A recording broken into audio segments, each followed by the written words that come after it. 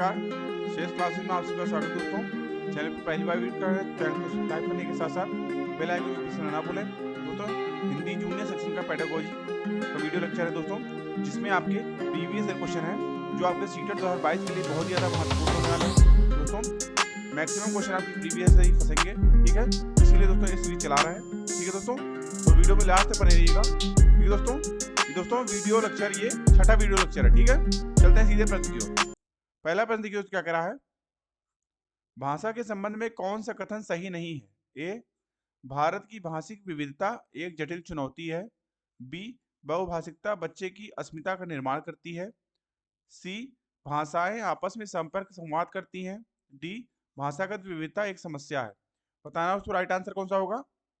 तो दोस्तों D option आपका इस प्रश्न के लिए सबसे अच्छा ऑप्शन होगा, ठीक है दोस्तों। भाषागत विविधता एक समस्या है, यह कथन भाषा के संबंध में सही नहीं है, जबकि भारत की भाषिक विविधता एक जटिल चुनौती है। लेकिन बहुभाषिकता बच्चे की अस्मिता का निर्माण करती है और भाषाएं आपस में संपर्क संवाद भी करती हैं। इस हिसाब से डी ऑप्शन आपका इस प्रश्न के लिए सबसे राइट होगा, ठीक है। चलते हैं अगले क्वेश्चन की ओर। दूसरा क्वेश्चन देखिए तो क्या कर रहा है, नेहा अपनी बात कहते समय अपनी मातृभाषा के शब्दों का प्रयोग करती है, आप क्या करेंगे। ए, लक्ष्य भाषा के शब्द का प्रयोग करते हुए सहजता से उसके वाक्य को दोहराएंगे। बी, उसे डांटने की वह अपनी भाषा के शब्दों का प्रयोग ना करे।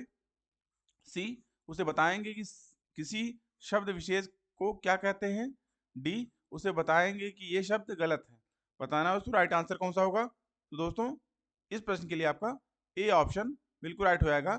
लक्ष्य भाषा शब्द का प्रयोग करते हुए सहजता से उसके वाक्य को दोहराएंगे, ठीक है। ये ऑप्शन आपका इस प्रश्न के लिए सबसे अच्छा ऑप्शन रहेगा, ठीक है।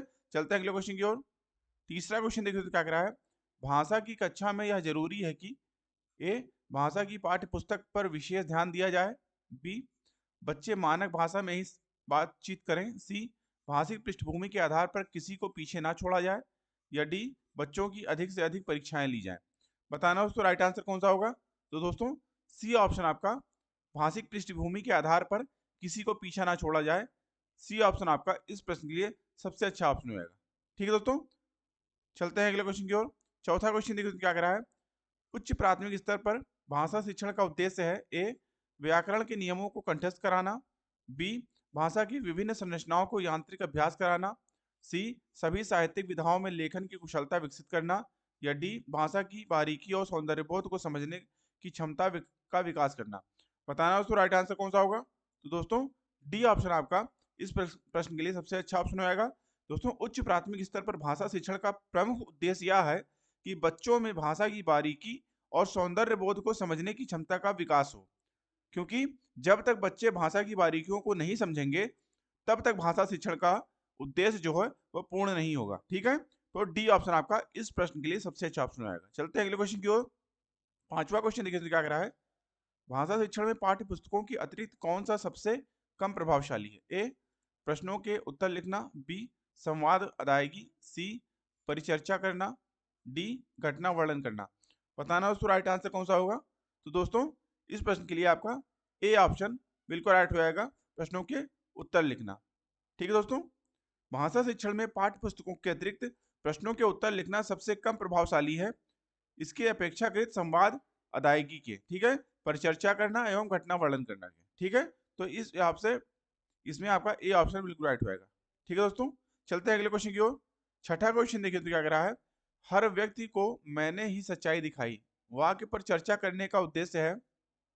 ए, बच्चों को संज्ञा के प्रयोग का ज्ञान कराना। बी, बच्चों को सर्वनाम के प्रयोग का ज्ञान कराना। सी, बच्चों को क्रिया के प्रयोग का ज्ञान कराना। डी, बच्चों को भाषा की नियमबद्ध प्रकृति की पहचान और उसका विश्लेषण करना सिखाना। बताना दोस्तों राइट आंसर कौन सा होगा। तो दोस्तों डी ऑप्शन आपका इस प्रश्न के लिए सबसे अच्छा ऑप्शन होगा, ठीक है। बच्चों को भाषा की नियमबद्ध पद्धति की पहचान और उसका विश्लेषण करना सिखाना। डी ऑप्शन आपका इस प्रश्न के लिए राइट होगा। चलते हैं अगले क्वेश्चन की ओर। सातवां क्वेश्चन देखिए तो क्या कर रहा है, लेखन क्षमता का विकास करने के संदर्भ में आपके लिए सबसे अधिक महत्वपूर्ण है। ए, सुंदर लेखन का अभ्यास। बी, मानक वर्तनी का प्रयोग। सी, सुनी पढ़ी और समझी हुई बातों की स्वाभाविक लिखित अभिव्यक्ति। डी, दिए हुए बिंदुओं और निर्देशों के आधार पर निबंध लिखना। बताना उसको राइट आंसर कौन सा होगा। तो दोस्तों सी ऑप्शन आपका सुनी पढ़ी और समझी हुई बातों की स्वाभाविक लिखित अभिव्यक्ति आपका सी ऑप्शन आपका इस प्रश्न के लिए सबसे अच्छा ऑप्शन आएगा। ठीक है, चलते हैं अगले क्वेश्चन की ओर। 8वां क्वेश्चन देखिए तो क्या कह रहा है, भाषा की पाठ्य पुस्तकों में हिंदीतर भाषाओं को भी जगह मिलनी चाहिए। इस कथन के समर्थन में कौन सा तर्क काम करेगा? ए, इससे भाषाओं के बीच द्वंद्व नहीं होगा। बी, इससे भाषागत विविधता को सही रूप में संबोधित किया जा सकता है। सी, इससे भाषा की सभी भाषाओं को स्थान दिया जा सकेगा। या डी, इससे त्रिभाषा सूत्र का पालन किया जा सकता है। बताना दोस्तों राइट आंसर कौन सा होगा? तो दोस्तों बी ऑप्शन आपका, इससे भाषागत विविधता को सही रूप में संबोधित किया जा सकता है।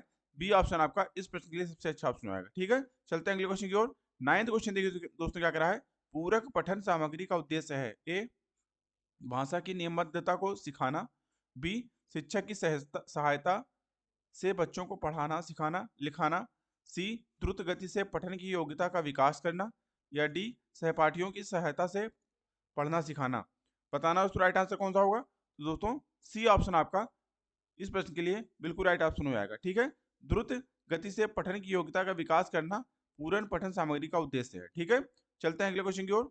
10th क्वेश्चन देखिए तो क्या कह रहा है, हिंदी भाषा के प्रश्न पत्र में आप किस सवाल को सबसे बेहतर मानते हैं? ए, संज्ञा की परिभाषा बताइए। बी, लाल बहादुर शास्त्री के बचपन का नाम क्या था। सी, बाबा भारती क्यों उदास थे। या डी, अगर आप बाबा भारती की जगह होते तो क्या करते? बताना दोस्तों राइट आंसर कौन सा होगा? तो दोस्तों इस प्रश्न के लिए डी ऑप्शन आपका बिल्कुल राइट होगा। दोस्तों हिंदी भाषा के प्रश्न पत्र में सबसे बेहतर सवाल होगा कि अगर आप बाबा भारती की जगह होते तो क्या करते, क्योंकि इससे विद्यार्थियों यानी शिक्षार्थी को अभिव्यक्ति का मौका मिलेगा, जो कि भाषाई कौशल के विकास के लिए सबसे महत्वपूर्ण पहलू होगा। ठीक है, तो इस हिसाब से डी ऑप्शन आपका इस प्रश्न के लिए सबसे राइट होगा। चलते हैं अगले क्वेश्चन की ओर। 11वां क्वेश्चन देखिए तो क्या कह रहा है, कविता शिक्षण के संदर्भ में आप किस बिंदु को सर्वाधिक महत्व देते हैं? ए, कविता का एक निश्चित अर्थ होता है। बी, कविता के एक से अधिक अर्थ हो सकते हैं। सी, कविता में सामाजिक परिस्थितियों की झलक नहीं होती है। डी, कविता में राजनीतिक परिस्थितियों की झलक नहीं होती है। बताना दोस्तों राइट आंसर कौन सा होगा? तो दोस्तों बी ऑप्शन आपका इस प्रश्न के लिए सबसे अच्छा ऑप्शन होगा। ठीक है, दोस्तों कविता शिक्षण के संदर्भ में सबसे अधिक महत्वपूर्ण बिंदु होगा कि कविता के एक से अधिक अर्थ हो सकते हैं, जबकि कविता के संदर्भ में यह कहना कि कविता का एक निश्चित अर्थ होता है तथा उनमें साहित्यिक सामाजिक परिस्थितियों तथा राजनीतिक परिस्थितियों की झलक नहीं होती है, कविता के प्रति महत्वपूर्ण बिंदु नहीं हो सकता है। ठीक है, इससे आपसे बी ऑप्शन आपका इस प्रश्न के लिए सबसे अच्छा ऑप्शन होगा। चलते हैं अगले क्वेश्चन की ओर। 12वां क्वेश्चन देखिए क्या कह रहा है, कोई भी भाषा पुस्तक तभी सफल मानी जाएगी जब ए, वह बच्चों में साहित्य की धरोहर और वर्तमान साहित्य के प्रति उत्सुकता बनाए। बी, वह बच्चों को प्राचीन साहित्य की पूरी जानकारी दे। सी, वह बच्चों को व्याकरण के नियमों से परिचित कराए। या डी, वह बच्चों को केवल प्रसिद्ध साहित्य से ही परिचित कराए। बताना दोस्तों राइट आंसर कौन सा होगा? तो दोस्तों ए ऑप्शन आपका, वह बच्चों में साहित्य की धरोहर और वर्तमान साहित्य के प्रति उत्सुकता बनाए। ए ऑप्शन आपका इस प्रश्न के लिए सबसे अच्छा ऑप्शन होगा। चलते हैं अगले क्वेश्चन की ओर। 13वां क्वेश्चन देखिए तो क्या कह रहा है, भाषा की कक्षा को एक समावेशी कक्षा बनाने के लिए यह आवश्यक है कि ए, पाठ्यक्रम को कम कर दिया जाए। बी, भाषाई कुशलताओं का आकलन ना किया जाए। सी, विभिन्न प्रकार के दृश्य श्रव्य सामग्री का उपयोग किया जाए। या डी, पाठ्य पुस्तक के पाठ कम कर दिए जाएं। बताना दोस्तों राइट आंसर कौन सा होगा? तो दोस्तों इस प्रश्न के लिए आपका सी ऑप्शन, विभिन्न प्रकार की दृश्य श्रव्य सामग्री का उपयोग किया जाए, सी ऑप्शन आपका इस प्रश्न के लिए सबसे अच्छा ऑप्शन हो जाएगा। ठीक है, चलते हैं अगले क्वेश्चन की ओर। 14वां क्वेश्चन देखिए तो क्या कह रहा है, अंतःवाक्य की संकल्पना किससे संबंध है? ए, नॉम चॉम्स्की से। बी, लेवागोस्की से। सी, पावलोव से। या डी, बी.एफ. स्किनर से। बताना उसको राइट आंसर कौन सा होगा? तो दोस्तों इस प्रश्न के लिए आपका बी ऑप्शन वाइगोस्की जो है बिल्कुल राइट हो जाएगा। ठीक है दोस्तों, अंतःवाक्य की संकल्पना का संबंध लेवागोस्की से है। ठीक है, चलते हैं अगले क्वेश्चन की ओर। और दोस्तों ये इस वीडियो लेक्चर का लास्ट क्वेश्चन है, भाषा और चिंतन में संबंध होता है यह कथन ए पूर्णतः सही है, बी आंशिक रूप से सही है, सी पूर्णतः गलत है, डी व्यर्थ का है। बताना दोस्तों राइट आंसर कौन सा होगा? दोस्तों ए ऑप्शन आपका यह पूर्णतः सही है, बिल्कुल राइट होगा। दोस्तों भाषा और चिंतन में संबंध होता है यह कथन पूर्णतः सही है, क्योंकि भाषा चिंतन करने की वस्तु है। भाषा को हम जितना अधिक प्रयोग में लाएंगे उतनी ही उसकी वस्तुनिष्ठता प्रमाणित होगी। दोस्तों, यह चिंतन के द्वारा ही संभव है। अतः यह कहना कि भाषा और चिंतन से संबंध होता है पूर्णतः सही है। ठीक है, इससे आपसे ये ऑप्शन आपका इस प्रश्न के लिए सबसे अच्छा ऑप्शन रहेगा। ठीक है दोस्तों, तो दोस्तों आशा करता हूँ